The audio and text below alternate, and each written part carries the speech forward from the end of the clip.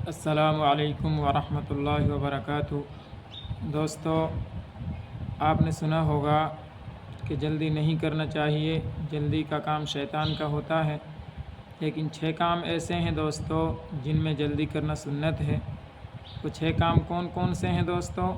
آئیے سنتے ہیں مفتی صاحب کی ویڈیو میں۔ ویڈیو کو پوری دیکھنا دوستو، تاکہ ہمیں پتہ چل جائے کہ وہ کون کون سے کام ہیں جن میں جلدی کرنا سنت ہے۔ چلو ویڈیو دیکھتے ہیں دوستو۔ السلام علیکم ورحمۃ اللہ وبرکاتہ۔ یہ تو آپ لوگوں نے ضرور سنا ہوگا کہ جلدی کا کام شیطان کا ہوتا ہے، کسی بھی کام میں جلدی نہیں کرنا چاہیے۔ لیکن ایک بڑی اچھی بات آج میں پڑھ رہا تھا کہ 6 کاموں میں جلدی کرنا سنت ہے۔ 6 کام ایسے ہیں جن میں جلدی کرنا سنت ہے۔ ان کے علاوہ سب کاموں میں جلدی کرنا یہ شیطانی عمل ہے۔ یہ کہاوت تو سنی ہوگی نا کہ جلدی نہیں کرنا چاہیے بھائی، جلدی کا کام شیطان کا ہوتا ہے۔ لیکن 6 کام ایسے ہیں جس میں جلدی کرنا سنت ہے۔ آئیے جانتے ہیں وہ 6 کام جو جلدی کرنا سنت ہے وہ کون کون سے ہیں، اور رسول اللہ صلی اللہ علیہ وسلم کی احادیث مبارکہ سے ثابت ہیں۔ لیکن بڑے افسوس کی بات ہے کہ ان 6 کاموں میں ہم لوگوں کا کیا حساب ہے کہ ان 6 کاموں میں ہمیں جلدی کرنا چاہیے، لیکن ہم ان 6 کاموں میں بہت دیر کرتے ہیں۔ آئیے جانتے ہیں وہ 6 کام کون کون سے ہیں۔ نمبر 1، مہمان کو کھانا کھلانے میں۔ مہمان ویسے تو آج کل گھروں میں آنا ہی بند ہو گئے، خاص موقعوں پر مہمان آتے ہیں، اور مہمان اگر آ بھی جائیں نا تو آج کل مہمان نوازی کرنے کا مزاج ہی ختم ہو گیا ہے۔ مہمان اگر آ جائے تو آدمی سر پکڑ لیتا ہے، یار کیوں آ گیا یہ۔ میں نے لوگوں کو دیکھا ہے منہ بناتے ہوئے، پتہ چلے مہمان آ رہا ہے، ارے یار خرچے والے آ گئے، خامخواہ خرچہ اب جان کو لگے گا، کیا یار یہ اور ٹپک پڑے۔ اس طرح کی باتیں لوگ مہمان کے بارے میں بولتے ہیں۔ یاد رکھیے گا، مہمان جب آتا ہے نا گھر میں تو اپنے مقدر کا رزق لے کے آتا ہے، اور مہمان کا گھر میں آنا یہ باعث برکت ہے۔ مہمان کا گھر میں آنا یہ آپ کے رزق میں برکت کا سبب ہے۔ اگر آپ کے گھر میں مہینے گزر جاتے ہیں مہمان نہیں آتا تو آپ کو سوچنا چاہیے کہ آپ کے گھر میں یہ برکت کیوں نہیں آ رہی ہے۔ مہمان نوازی کرنا نبی کی سنت ہے، اور اس درجے صحابہ اکرام مہمان نوازی کرتے تھے۔ آپ نے وہ واقعہ سنا ہوگا کہ گھر میں مہمان آ گئے، کھانے کو صرف اتنا تھا کہ میاں بیوی کھا سکیں، بچے کھا سکیں بس، لیکن مہمان نوازی کرنی تھی تو بیوی سے کہا چراغ بجھا دوں گا میں، چپ چاپ سے ٹرک سے، ہے نا، تو چراغ بجھ جائے گا تو مہمان کو کھانے دینا، ہم لوگ بس ہاتھ چلاتے رہیں گے۔ بیوی بھی ایسی ہوا کرتی تھی، تو میاں بیوی کے درمیان ساٹھ گانٹھ ہو گئی، کیونکہ کھانا ہی اتنا ہے کہ اگر میاں بیوی بھی کھائیں بچے بھی کھائیں تو پھر مہمان نہیں کھا پائے گا۔ تو بیوی سے کہا بچوں کو بہانے کر کے سلا دو، کیسے ہی بچوں کو سلا دیا گیا، اور کھانا لگایا دسترخوان پر، اور جو چال سیٹ کی گئی تھی نا ٹرک، اس کے مطابق چراغ کو بجھا دیا۔ پہلے زمانے میں ایسے لائٹس وغیرہ نہیں تھی کہ سوئچ دبایا لائٹ اوپن ہو گئی، لائٹ چلی گئی تو انورٹر ہے نا، انورٹر چلا گیا تو موبائل کی ٹارچ ہے، ایسا نہیں تھا۔ پہلے تو آگ لانے کے لیے بھی بہت گھروں میں جانا پڑتا تھا، پڑوس میں جانا پڑتا تھا، تو چراغ بجھا دیا۔ اب مہمان بھی کھانا کھا رہا ہے اور یہ دونوں میاں بیوی ہاتھ چلا رہے ہیں تاکہ مہمان کو لگے کہ ہاں بھائی یہ دونوں بھی کھانا کھا رہے ہیں، حالانکہ میاں بیوی دونوں نہیں کھانا کھا رہے ہیں، تاکہ مہمان کھا لے اور سو جاتے ہیں۔ اللہ تعالیٰ قرآن مجید کی آیت نازل فرماتا ہے ایسے لوگوں کی تعریف میں۔ تو اندازہ کرو آج کل کی تو بیویاں نا لڑ بیٹھیں گی کہ کھانے کو گھر میں نہیں ہے، مہمان کو اور بلا لائے تو۔ اور صحابہ اور صحابیات ایسے ہوتے تھے، نہیں خود بھوکے رہ لیں گے لیکن مہمان کو کھلائیں گے۔ تو مہمان یہ برکت کا ذریعہ ہے، مہمان سے کبھی اکتانا نہیں چاہیے، گھبرانا نہیں چاہیے، مہمان کو اچھے سے اچھا کھلانا چاہیے۔ بات سمجھ آ رہی ہے؟ تو پہلا کام جس میں جلدی کرنا سنت ہے، مہمان کو کھانا کھلانا۔ تو مہمان کو کھانا کھلانے میں جلدی کرنا چاہیے۔ نمبر 2، مردے کی تجہیز و تکفین میں۔ رسول اللہ صلی اللہ علیہ وسلم کا مبارک ارشاد بھی ہے کہ جب کسی کا انتقال ہو جائے تو فوراً اس کو کفن دفن کرو، اس کا جو بھی ہے۔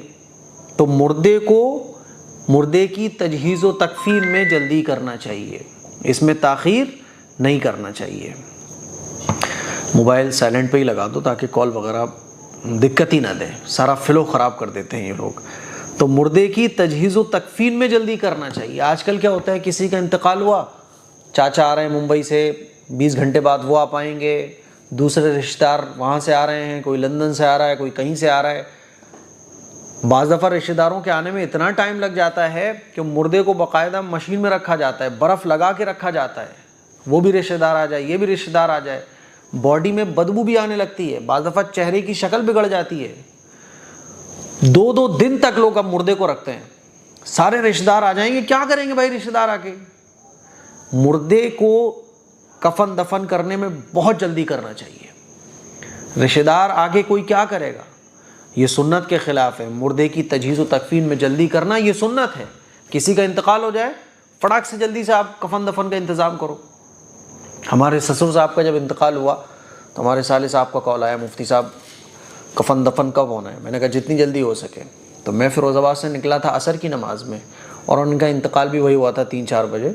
تو میں 4 بجے نکل گیا تھا. میں نے کہا عشاء میں رکھ دو بس آپ.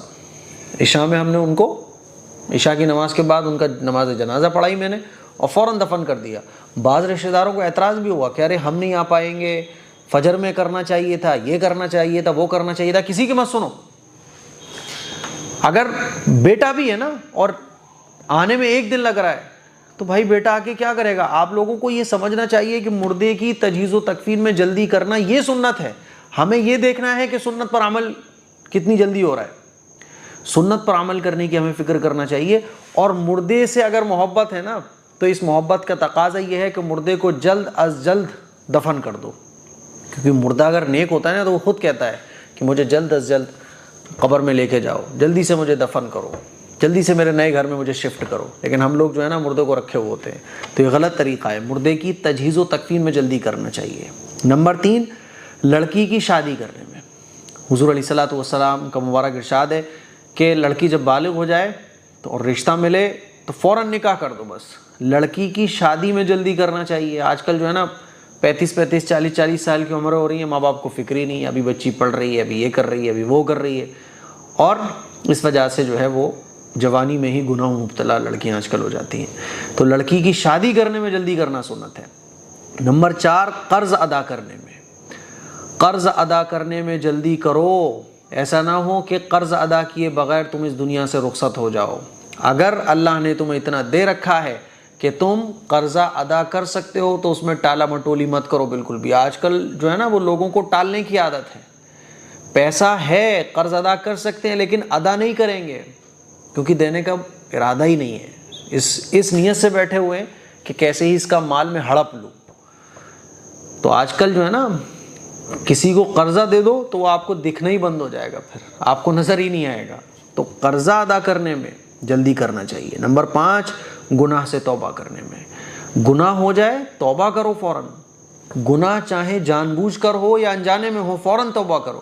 بلکہ آج کل تو ہم لوگ جتنے بھی گناہ کرتے ہیں جان بوجھ کر کرتے ہیں. انجانے میں تو شاید ہی کوئی گناہ کرتا ہو. آج کل سب کو پتہ ہے یہ گناہ ہے، سب کو پتہ ہے یہ گناہ ہے، الا ماشاء اللہ ایک آدھ گناہ ایسا ہو جو ہمیں معلوم نہ ہو کہ یہ گناہ ہے.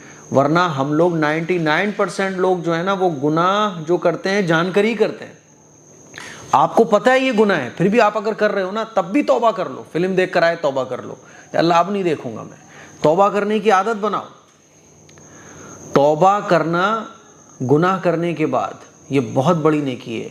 توبہ کرو گے بار بار، توبہ ٹوٹے گی، پھر توبہ کرو گے، اللہ ایک دن ایسی توفیق دے گا کہ اس گناہ کی نفرت دل میں بیٹھ جائے گی. تو گناہ سے توبہ کرنے میں جلدی کرنا چاہیے. نمبر 6، اذان سن کر مسجد جانے میں. اذان جیسے ہی ہو جائے تو اذان سن کر اب کام دھام چھوڑ دو، نماز کی تیاری میں لگو فوراً اور مسجد جاؤ. تو اذان سن کر مسجد جانے میں جلدی کرنا چاہیے. یہ 6 کام ہیں جن میں جلدی کرنا سنت ہے. اس کے علاوہ باقی جتنے بھی کام ہیں ان میں تاخیر کرنا اور اپنے حساب سے کرنا چاہیے، لیکن یہ 6 کام ایسے ہیں جس میں جلدی کرنا سنت ہے. مجھے امید ہے کہ ان 6 چیزوں پر آپ سب لوگ عمل بھی کرو گے انشاءاللہ. اس کلپ کو شیئر کریں، دوسروں تک پہنچائیں. السلام علیکم ورحمۃ اللہ وبرکاتہ. امید کرتا ہوں کہ دوستو ویڈیو آپ نے پوری دیکھی ہوگی. آپ کو پتہ چل گیا ہوگا کہ وہ 6 کام کون کون سے ہیں جن میں جلدی کرنا سنت ہے. دوستو اللہ تعالی ہم سب کو ان باتوں پر عمل کرنے کی توفیق عطا فرمائے جو بات مفتی صاحب نے بتائی ہیں. ایسی ہی ویڈیو بار بار دیکھنے کے لیے دوستو ہمارے چینل کو سبسکرائب کرنا